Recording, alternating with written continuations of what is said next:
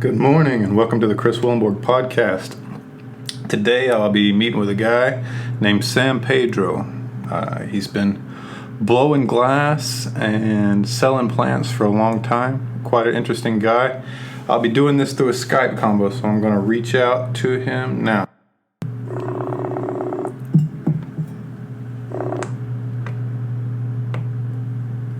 Hello there. I never expected you to have a beard. No. Yeah, it's nice and thick. I definitely haven't cut it in all of 2020 yet.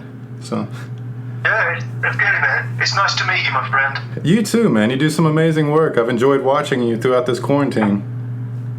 Thank you very much. You'll have to excuse the fact I'm all sort of hot and in rags. It's just that Yeah, no problem at all, man. it gets a bit warm in here. You've been staying pretty busy from what I can tell, right? What can I say? Donald Trump's stimulus checks have been fantastic for me. Well, congratulations, man. There's a lot of people that seem to jumping on that stimulus check package. A lot of ethno sellers, getting their plants moving. Oh, yeah. Absolutely fantastic. I've had 9, 10 functional glass orders since people have got their stimulus checks through. Nice. I still haven't got a stimulus check. I might have to order another one if I get it. I just love the fact that it's coming over here and helping me instead of America. It's just so sort of ironic, sarcastic, and anti-capitalist. Yeah, I'd much rather go to an artist than anyone, Send it to people who are creating stuff. That's what I'm saying, yeah. I'm making nice stuff. I'm not trying to kill anybody. I'm not starting a war. I'm being as happy as I can. Yeah. I'm trying to... Although I've noticed very, very, very bright red. Damn it. Yeah. I don't know that we'll see much of this, you and I, anyway, so I might get a couple little shots, though. But are you still in the plants? You still... No, I stopped the plants in about August last year, mainly because it was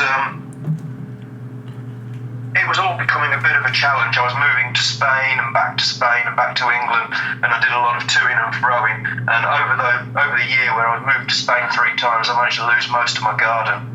Yeah. So I'm just concentrating on my glass now. It's also a lot easier to ship glass than it is to ship plants. Are you in a British territory? Is that what it is?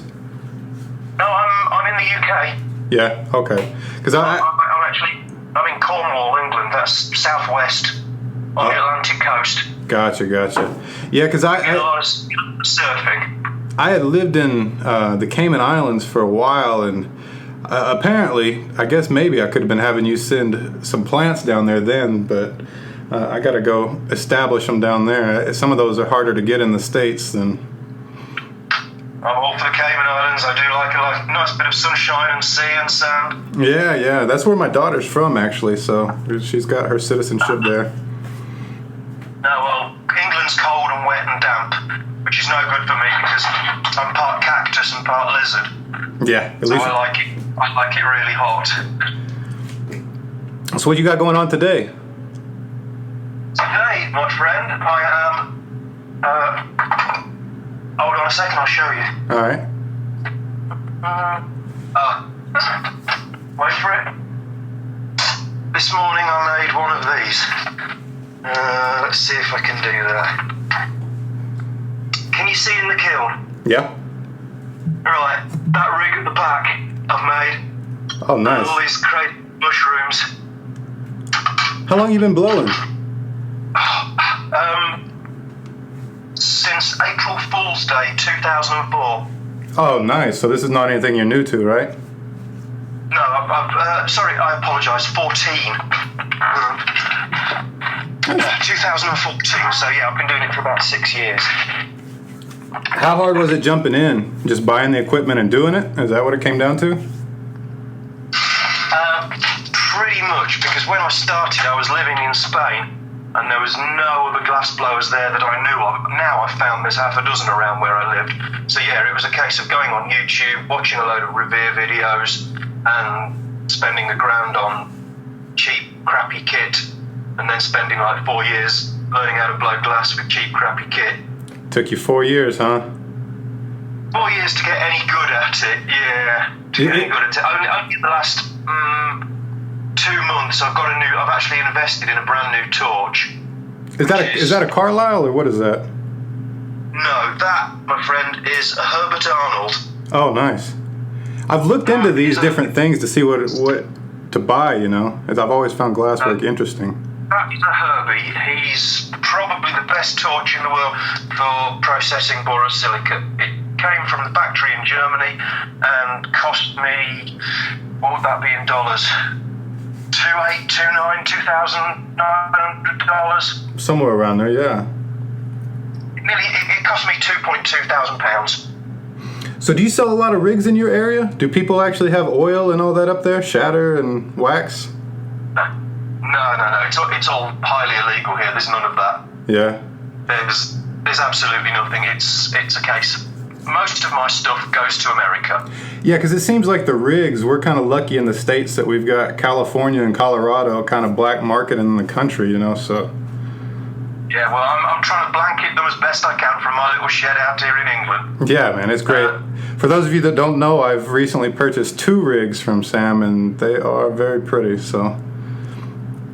Thank you, that's very sweet of you. Yeah, the one with the marble, I don't know that I'll use that one. I think I'll just set it aside so I can put it on display in different places and don't have to worry about it being a paraphernalia item, That's just a pretty one for the shelf. Yeah, exactly. Unless there's a desperate day and I just can't find anything, I don't know. We'll see how that day goes.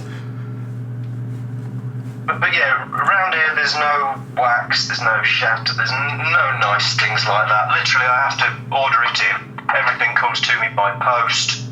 Oh, wow. But yeah, I still get it, and amazingly enough, lots of people send me free stuff. Yeah? Which is, I think it's a benefit of sort of being, doing live streams and keeping people amused. Everyone sends me stuff to say, can you try this and see what you think? Well, good for you, man. That's great. I saw something you posted the other day. I thought it was hilarious. You said, all of my artwork is either inspired by drugs or made on drugs.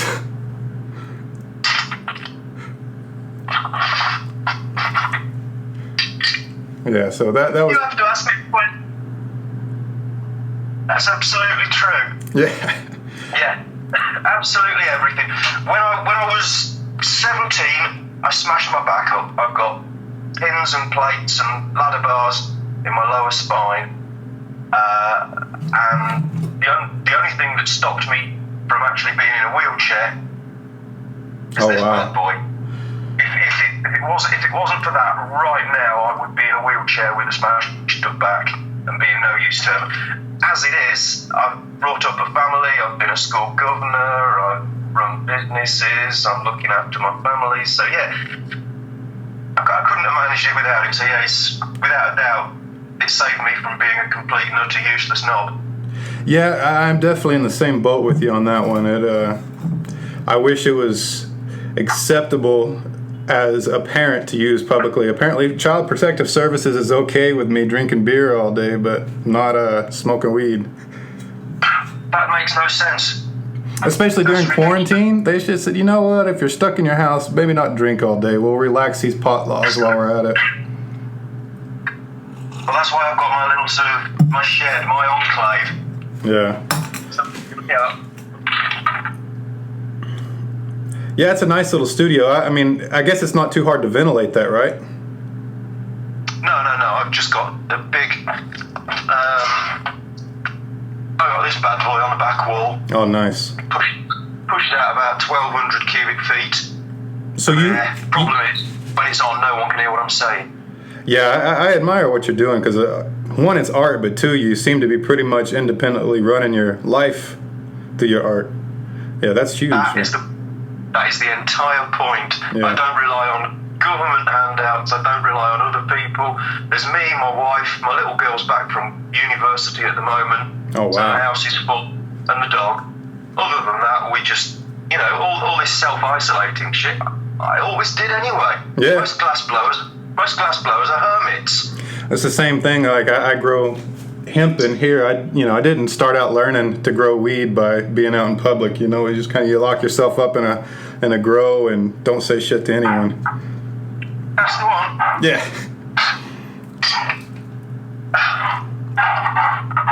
Dexter! gets all excited when he hears mopeds. Yeah, that's no problem. Little motorbikes outside. Gotcha.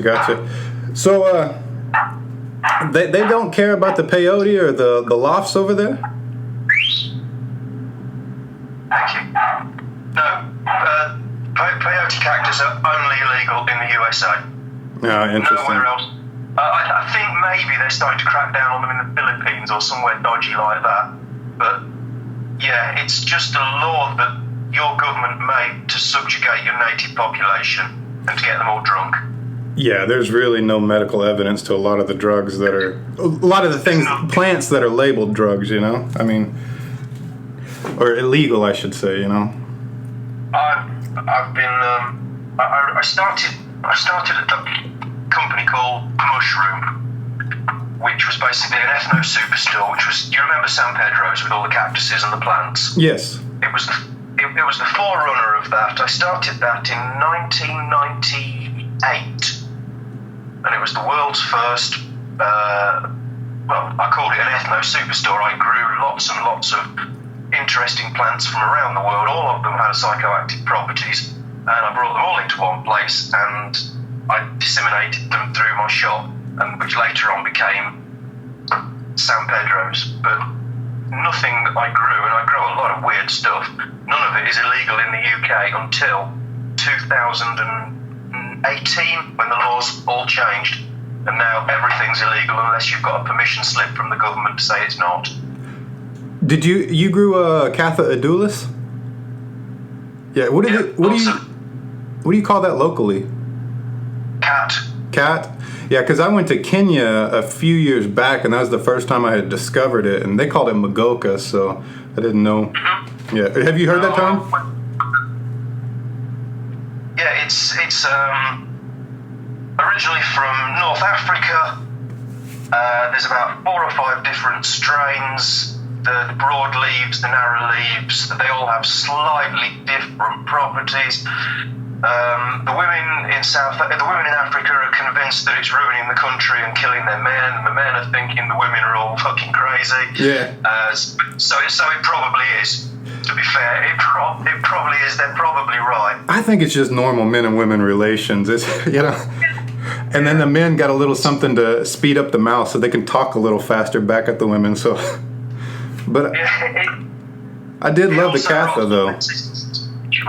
Yeah. We would do the little stems too, like you take the stems and chew the soft bark off of it and throw the meat away.